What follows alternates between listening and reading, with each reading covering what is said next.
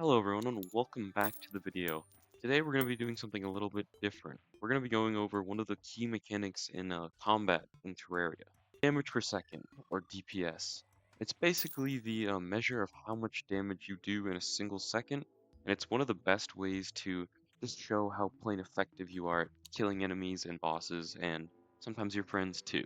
I'm going to do my best to show off some of the highest DPS gear in Terraria, and through the research I've done, I'm going to show how you can get up to almost 70,000 damage per second. Put that in perspective, Moonlord has almost 270,000 health in Master Mode, meaning that in just under 4 seconds, you can kill the toughest boss in the entire game. Alright, now without further ado, let me move on to the items and weapons and gear you will need to achieve this. First and foremost, we need a weapon. In this case, it's pretty obvious, the Zenith is the strongest weapon in Terraria flat out. Highest DPS. If you're wondering how to obtain this sword, I will link the wiki. It actually kind of works more as a boomerang of sorts, as you can see here. It almost flings swords around instead of actually acts as a traditional sword, meaning that you can hit enemies from much further away without having to risk getting hit yourself, which makes it a very effective and very useful melee weapon. With just the Zenith alone, you can see that we're getting up to about we're getting about 5,000, almost 6,000 damage per second on the high end if we're getting critical hits, which isn't bad, but you can get a lot better. Armor, that's what's next. Almost every set of armor in Terraria gives you a buff to some sort of stat, and in this case, the Solar Flare armor gives us a heavy buff to melee damage of all kinds.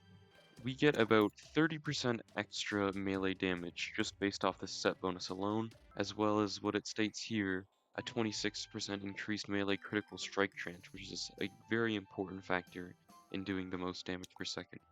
One thing I forgot to mention as well is that to get extra damage, you can get a good buff on your weapon. In this case, I have a legendary buff, which as you can see gives 15% damage, as well as much more chance for critical strike. Alright, let's see how it does with just the armor and Zenith. As you can see, we're getting up to almost 9,000 depending on when we're criticaling, but we're more in that 8k, low 8k range, I would say. It's pretty inconsistent, but as you can see, we almost got up to 10,000 damage per second there. Of course, this isn't where it ends. As I said, we can get up towards 70,000. And don't take this from me, this was according to a website, so it may not be 100% true, but I believe anything I see on the internet. Items are a huge factor in this as well. As you can see, I have 7 items laid out here for the 7 accessory slots that we have, and I will go through each of them. So first we have our emblems. Emblems are just flat out increases to our damage, as well as in some cases critical strike chance. We have the warrior emblem, which just increases melee damage by 15%, and I have a menacing effect on every single item, which gives me 4% per item. Next we have the Avenger emblem, which is just 12% increased damage. This is for any weapon, but considering we're using melee, it is not really relevant. Then we have the Destroyer emblem, which is another 10%, and an 8% increased critical strike chance. Onto the gloves. So we have 2 gloves here. We have the Mechanical Glove and the Fire Gauntlet. Both are in the same crafting tree, with the Fire Gauntlet becoming a bit later on. Both do very similar things. As you can see, they both do increased melee damage, as well as enable auto swing, which isn't really relevant, but it is good nonetheless. They also increase knockback, which once again isn't really relevant. And the only thing that the Fire Gauntlet really does different is that it increases fire damage. Next to our stones. In this case, the Celestial Shell is much more important. It just increases all damage, as well as speed and critical strike chance, no matter what time of day or where you are. Finally, just for an extra little bonus, we have the Eye of the Golem.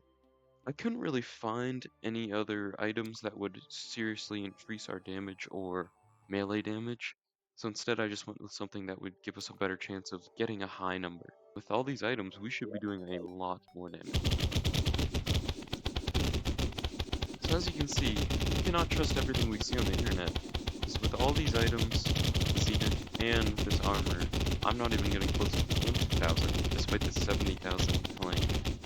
I do have a couple more things that may give us a bit of an extra edge, but I have a feeling that the 70,000 number might have been a bit misleading. Next we have the Wrath Potion. And there is also a rage potion as well. However, I was unable to attain one for this video. All the rage potion does though is increase critical strike chance, which is already high enough with all the other things we have equipped. Of course, we also have a food item, which will just increase all stats, making us slightly more effective. And with all that, we will see how high of DPS we can get.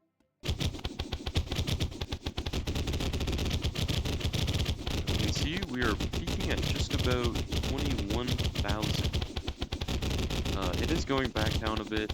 It really depends on how many times you critical in a row. This thing is attacking so fast that it is hard to get back-to-back-to-back criticals, and that is really what's causing us to dip below that 20,000 number. But I feel like 20,000 is pretty respectable in this case. As we have determined, 70,000 might have been a bit of an outlandish number. I might have to report that claim that I saw on the internet.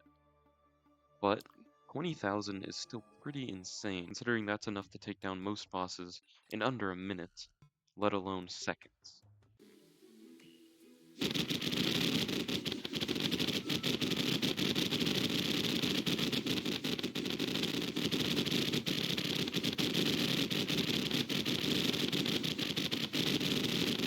Just to show you how ridiculous the DPS I have now, I'm going to show me defeating one of the bosses. So my buffs have worn off, unfortunately, so my DPS won't be quite as high as it was. Although I doubt that will matter because the boss that I will be fighting shouldn't put up much of a fight.